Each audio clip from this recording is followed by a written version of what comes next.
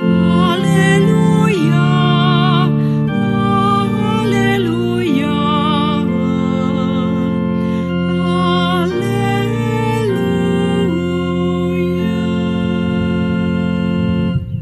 Pođite i učinite učenicima sve narode. Ja sam s vama u sve dane do svršetka svijeta. Aleluja, aleluja,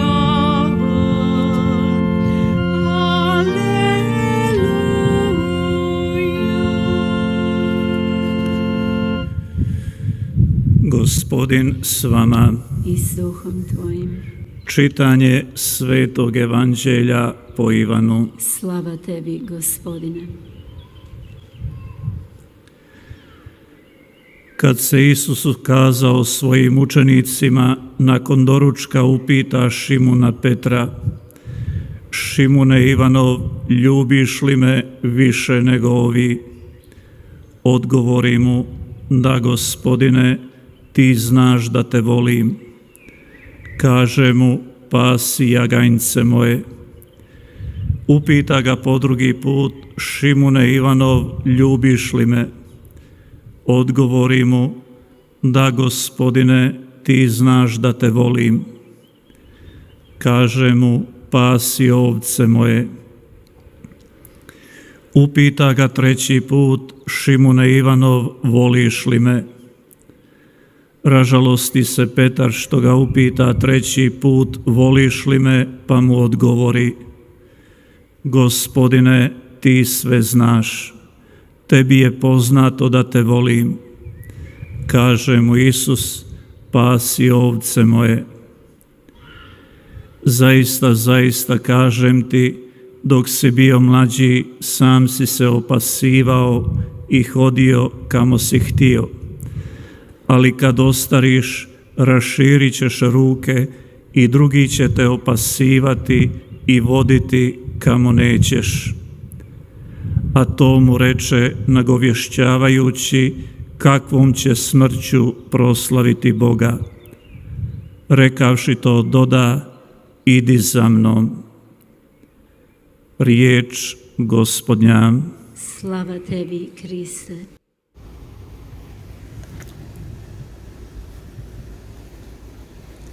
형제자매 여러분, Braće i sestre, jedna od najsloženijih osoba 복음에 등장하는 Zavjeta je 신약에 등장하는 사람들 중에 가장 성격이 복잡한 사람이 se u tome slažu. 베드로 사도입니다. 이 부분에 있어서 많은 사람들이 동감을 할 것입니다. 베드로 사도는 예수님께서 선택하신 12 제자 중에 한 명이었고 Bio je poseban. 성격이 특별했습니다. 그 초기에서부터 그랬습니다. 예수님을 만난 순간부터 그는 아주 특이한 성격을 드러냈습니다. 자신의 동생 안드레아가 예수님 앞에 베드로를 데리고 갔을 때 예수님께서는 이제 너를 더 이상 시몬이라 부르지 않고 베드로라 부르겠다라고 하십니다. 그리고 예수님께서 사람들이 나에 대해 누구라고 하더냐라고 물으셨을 때 베드로는 즉시, 정말 즉시 이런 대답을 드립니다. 당신은 하느님의 아드님이십니다. 당신은 메시아이십니다. 그리스도이십니다. 하느님께서 이 세상에 파견하신 메시아이십니다. 라고 했습니다. 이런 답변을 들은 예수님께서는 그 대답은 내 스스로 한 것이 아니라 천상 아버지께서 너에게 가르쳐 주신 것이다. 너에게 깨달음을 주신 것이다. 그래서 바른 대답을 할 수 있도록 하셨다라고 말씀하셨습니다. 베드로는 예수님의 가장 긴밀한 협력자 중에 한 명이었고, 그렇기 때문에 예수님은 몇몇 특이한 것들은 그에게 맡기십니다. 예수님께서 돌아가시기 전에 베드로는 올리브 동산에서 예수님을 동반하고 있었습니다. 우리가 잘 알고 있듯이 또 베드로는 자부심을 가지고 있었습니다.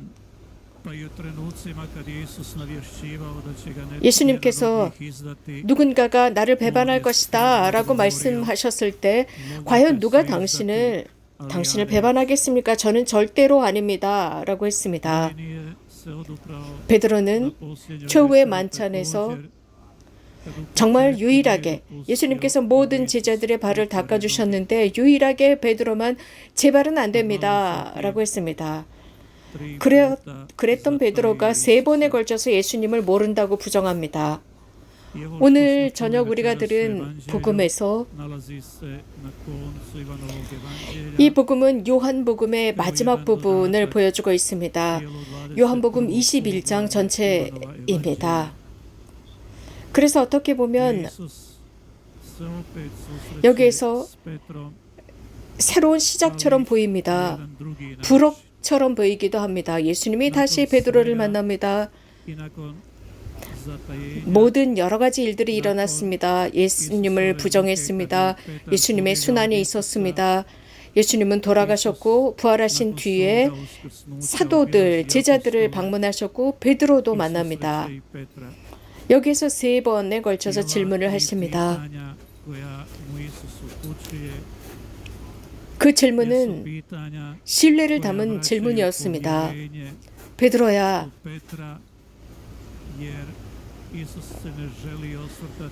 라고 부르셨지만 예수님께서는 그 베드로가 과거로 돌아가길 바라지 않으셨습니다. 베드로야, 왜 나를 부정했느냐, 배반했느냐 라고 묻지 않으셨습니다.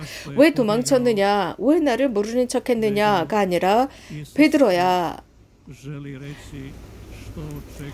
라는 그를 호명하신 것은 미래의 그에게 무엇을 고대하고 계시는지 잘 보여주시는 말씀을 하십니다. 나를 사랑하느냐 였습니다. 그러자 베드로는 아주 겸손하게 그리고 용감하게 예 주님이라고 하자 예수님은 물론 알고 계셨습니다. 그의 속내를 알고 계셨습니다. 예수님은 그에게 무엇을 해야 할지 과제를 맡기십니다. 그 대답을 한 뒤의 과제입니다. 성서학자들은 이런 말을 합니다. 이 베드로와 예수님과의 대화는 바로 베드로의 사명이었다고요. 온 세상 곳곳으로 가서 모든 피조물에게 말씀을 선포하는 것입니다.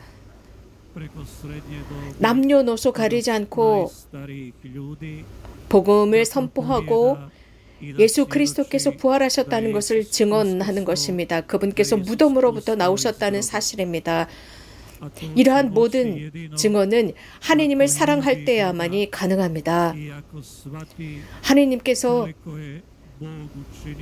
베드로를 위해서 그리고 우리 모두를 위해서 얼마나 많은 것을 하셨는지 깨달았을 때 비로소 수행 가능한 과제입니다. 베드로는 다시 한번 보게 됩니다. 주님께서 자기 자신과 인류를 위해서 무엇을 하셨는지 봅니다. 그럼으로써 자신의 모든 존재를 다해서 깨달았고 하느님을 열렬히 사랑하면서 세상 곳곳으로 나가서 이러한 열렬한 사랑으로 예수님을 선포합니다. 예수 그리스도에 대한 진리를 선포합니다. 하느님을 사랑하지 않는다면 불가능한 과제입니다.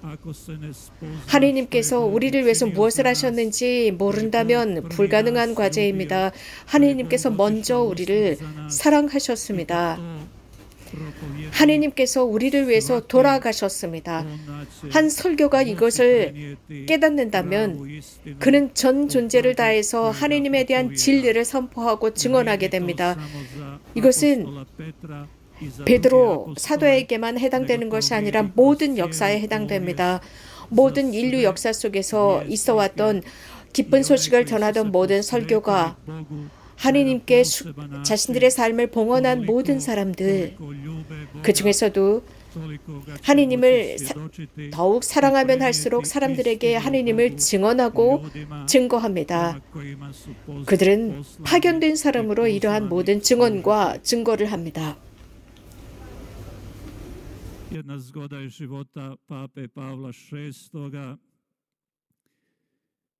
바오로 6세가 재임 시절에 제2차 바티칸 공의회가 거의 다 끝나가고 있을 때 아주 특별한 상황에 처해 있었습니다.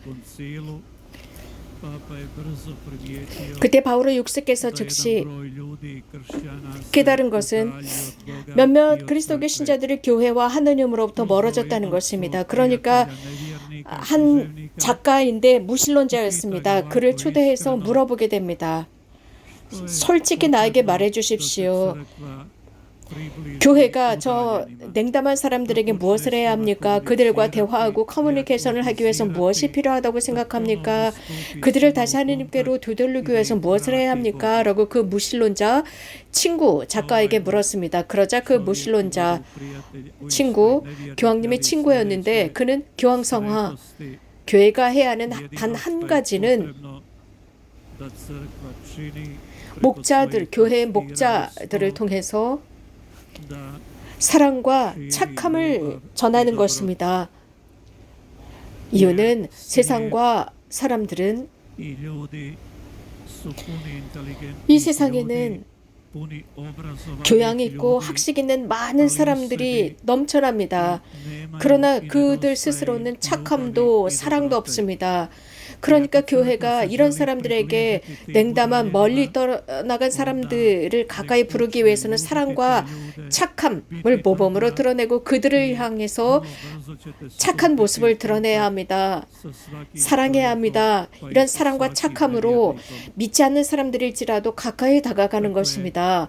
이 교황님의 무신론 작가는 당시의 교회의 문제, 사회의 문제를 꿰뚫고 있었습니다. 현대의 복음을 전하는 것입니다. 예수님께서는 바로 베드로에게 이렇게 하기를 원하셨습니다. 하느님께서 얼마나 우리를 사랑하셨는지 그 사랑에 정말 우리가 하느님을 사랑한다면 그 사랑에 대답하는 것입니다. 하느님께서는 베드로 사도와 모든 인류를 위해서 기꺼이 희생하신 분이십니다. 그런 하느님을 사랑한다면 말씀을 전하러 가는 것입니다. 복음을 선포하러 가는 것입니다. 베드로는 실제로 그렇게 했습니다. 복음의 지속성 속에서 보여지는 것은 예수님께서 베드로에게 제시하는 것은 그의 삶이 어떻게 마감될지를 보여주십니다. 하느님을 사랑하고 하느님께 가까이 가는 것입니다. 하느님의 부르심에 응답하는 것입니다. 그렇다고 해서 이러한 것이 우리에게 있어서 꼭 즐겁고 기쁘고 쉬운 것은 아니라는 것입니다. 절대 쉽지 않습니다. 그 반대입니다. 하느님을 사랑하고 하느님께서 우리를 위해서 무엇을 하셨는지 깨달은 사람들은 준비하고 있어야 합니다. 그것 또한 세상에서 고통당할 것입니다. 쉬운 삶이 아니라는 것입니다. 많은 것들이 이런 사람의 의지를 반대해서 일어날 것입니다. 예수님께서 이미 베드로에게 예고하셨습니다. 그의 삶이 십자가에서 마감될 것이라는 것, 즉 십자가에 거꾸로 매달릴 것이라는 것, 이것을 준비하라 라고 예고하셨습니다. 사랑하는 교형자매 여러분, 우리들을 위한 가르침입니다. 우리도 자주 위험에 빠집니다. 우리가 신자이고 하느님께 기도한다고 해서 성당에 다닌다고 해서 우리에게 큰 어려움, 어떤 나쁜 일이 생기지 않을 것이다 라고 오해하고 살아갑니다. 예를 들어서 우리는 병에 걸리지 않을 거야 라고도 생각합니다. 삶 속에서 아무런 어려움도 없을 것이다 라고 오해합니다. 그러나 예수님께서 분명히 말씀하셨고 베드로 사도도 이것을 증언하고 있습니다. 이러한 일들이 오게 될 것이기 때문에 준비해야 하는 것입니다. 이런 난관, 이런 문제가 왔을 때 어떻게 해야 할지 준비하고 이것을 기꺼이 받아들이라 가르치십니다. 자신의 어깨에 기꺼이 십자가를 지는 것입니다. 예수님께서 하신 것처럼 말입니다. 베드로와 그 외 다른 이들도 이런 십자가를 져야 했습니다. 하지만 하느님의 은총으로 이러한 십자가를 끝까지 지고 갈 수 있었습니다. 하느님의 아들이신 예수 그리스도께서 고통당하실 수 있었다면 우리도 기꺼이 고통당할 수 있습니다. 수락하는 것입니다. 죽음이나 질병이나 곧 아픔, 그 어떤 것도 우리들을 하느님으로부터 떼어놓을 수 없습니다. 이것이 마지막이 아니라는 것입니다. 이러한 모든 단계 뒤에 우리는 영원한 기쁨, 하느님과의 그 환희의 삶을 살아가게 됩니다. 이러한 모든 것이 우리들의 삶 안에서 실현될 때 되기 위해서는 예수님께서 오늘 저녁 우리에게 물으십니다. 나를 사랑하느냐? 한 번 물으시는 것이 아니라 우리가 이해할 때까지 여러 번 물으십니다. 하나님께서 우리들을 위해서 희생하셨습니다. 우리 때문에, 우리들의 구원 때문에 하나님께서 돌아가셨습니다. 이런 하나님의 사랑, 이런 하나님의 사랑이 우리들의 삶의 어려움 속에서 도움이 되어야 합니다. 우리가 시련을 당하고 난관에 빠졌을 때, 문제 속에 휘말렸을 때 우리 앞에 하나님이 계신다는 것을 기억합시다. 그분은 기꺼이 고통당하셨고 그런 역경 속에는 우리들을 도와주실 것입니다. 그래서 우리들이 끝까지 십자가를 제대로 지고 갈 수 있도록 도와주실 것입니다. 하지만 이것이 마지막이 아닙니다. 부활로 이어집니다. 영원한 영광으로 이어집니다. 하나님께서 우리 모두를 도와주셔서 우리 각자가 자신의 삶 안에서 이것을 실현시킬 수 있도록 해주시기를 빕니다. 아멘.